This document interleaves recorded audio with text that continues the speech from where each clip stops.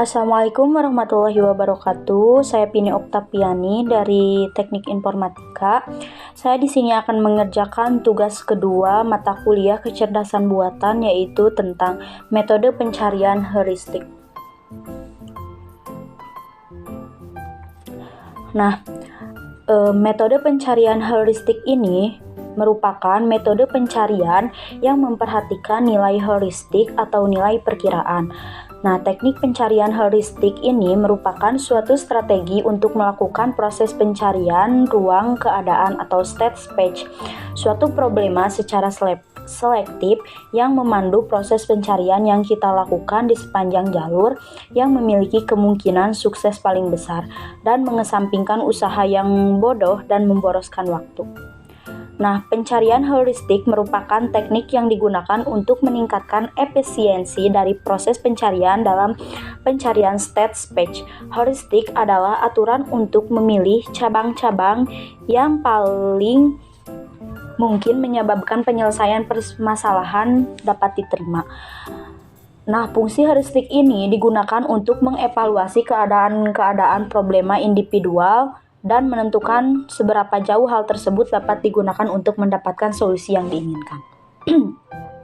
Kemudian di sini ada jenis-jenis metode pencarian heuristik. Yang pertama ada generate and test, yang kedua hill climbing, yang ketiga best first search, yang keempat alpha beta pruning, means and analysis, constraint satisfaction, simulated annealing. Namun yang akan saya bahas di sini hanya dua, yaitu generate and test dan hill climbing. Yang pertama adalah generate and test atau pembangkitan dan pengujian. Algoritma generate and test merupakan algoritma paling sederhana dalam teknik pencarian heuristik. Generate and test adalah suatu teknik penyelesaian masalah pada komputer dengan cara menyusun daftar penyelesaian yang mungkin dan menguji suatu persatu untuk menentukan solusi yang tepat. Nah, jadi dalam generate and test ini terdapat dua prosedur penting, yaitu yang pertama ada generate atau membangkitkan, yaitu membangkitkan semua solusi yang mungkin, dan yang kedua yaitu tes atau pengujian, yaitu menguji solusi yang dibangkitkan tersebut. Nah, metode ini merupakan penggabungan antara depth first search dengan pelacakan mundur atau backtracking, yaitu bergerak ke belakang menuju pada suatu keadaan yang awal. Nah, kemudian di sini ada langkah-langkah atau metode generate and test. Yang pertama, buatlah atau bangkitkan sebuah solusi yang memungkinkan. Untuk sebuah problema, hal ini dapat berarti pembuatan suatu titik khusus dalam ruang problema. Yang kedua, lakukan pengujian untuk melihat apakah solusi yang dibuat benar-benar merupakan sebuah solusi, yaitu dengan cara membandingkan titik khusus tersebut dengan goals-nya atau solusi. Yang ketiga, jika diperoleh sebuah solusi, langkah-langkah tersebut dapat dihentikan. Namun, jika belum menemukan sebuah solusi, kembalilah ke langkah pertama. Kemudian, di sini ada metode generate and test. Contohnya di sini yaitu traveling salesman problem. Nah, jadi seorang salesman ini ingin mengunjungi sebuah kota. Jarak antara tiap-tiap kota sudah diketahui. Nah, jika kita ingin mengetahui rute terpendek di mana sebuah kota boleh dikunjungi tepat satu kali, misalkan ada 4 kota dengan jarak antara tiap-tiap kota seperti gambar di bawah ini. Nah, dapat kita lihat ada kota A, B, C, dan D. Nah, kemudian di sini ada penyelesaian dengan menggunakan metode generate and test. Nah, dapat dilihat pada gambar di bawah ini. Kemudian di sini ada alur pencarian dengan metode generate and test. Nah, dapat dilihat ya pada gambar di bawah. Kemudian ada kelemahan metode generate and test. Kelemahan dari metode ini ialah lamanya waktu yang diperlukan dalam melakukan pencarian, karena harus menentukan semua kemungkinan terlebih dahulu sebelum melakukan pengujian. Kemudian di sini ada hill climbing yang kedua, yaitu mendaki bukit.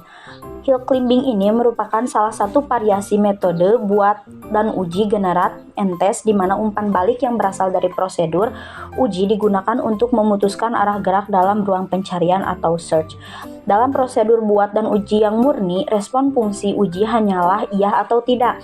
Nah, jadi dalam prosedur hill climbing ini, fungsi uji dikombinasikan dengan fungsi heuristik yang menyediakan pengukuran kedekatan suatu keadaan yang diberikan dengan tujuan goals. Nah, metode ini hampir sama dengan metode pembangkitan dan pengujian, hanya saja proses pengujian dilakukan dengan menggunakan fungsi heuristik. Pembangkitan keadaan berikutnya tergantung pada feedback dari prosedur pengetesan. Nah, kemudian di sini ada langkah-langkahnya. Yang pertama, buatlah solusi usulan pertama dengan cara yang sama seperti yang dilakukan dalam prosedur buat uji. Kemudian periksa apakah solusi usulan ini merupakan sebuah solusi. Jika iya, berhentilah, namun jika tidak, lanjutkan ke langkah berikutnya. Nah, dari solusi ini terapkan sejumlah aturan yang dapat diterapkan untuk membuat sekumpulan solusi usulan yang baru. Yang ketiga, untuk setiap elemen kumpulan tersebut lakukanlah hal-hal berikut ini. Yang pertama, kirimkanlah elemen ini ke fungsi uji. Jika elemen ini merupakan sebuah solusi, maka berhentilah. Namun jika tidak, periksalah apakah elemen ini merupakan yang terdekat dengan solusi yang telah diuji. Nah, kemudian ambillah elemen terbaik yang ditemukan di atas dan pakailah sebagai solusi usulan berikutnya. Namun jika belum, kembalilah ke langkah yang kedua. Nah, di sini merupakan kasus dari hill climbing, yaitu Trampelling Salesman Problem, dapat dilihat pada gambar di bawah. Kemudian di sini ada kelebihan dan kekurangannya. Kelebihan dari metode ini adalah metode ini akan berhenti apabila solusinya sudah ditemukan tanpa kita harus membandingkan lagi node-node yang lainnya. Kemudian pencarian ini menggunakan hill climbing, prosesnya lebih cepat dan mendekati tujuan. Kekurangan dari metode ini yaitu metode node ini akan ditujukan tidak bisa langsung ke tujuan, tetapi harus melewati level sedikit demi sedikit. Yang kedua, apabila hill climbing sudah mendapatkan solusi, maka dia harus mencari solusi yang lain untuk membandingkannya, karena mencari node awal dengan tujuan yang dekat. Mungkin cukup sekian yang bisa saya sampaikan, kurang lebihnya saya mohon maaf. Wassalamualaikum warahmatullahi wabarakatuh.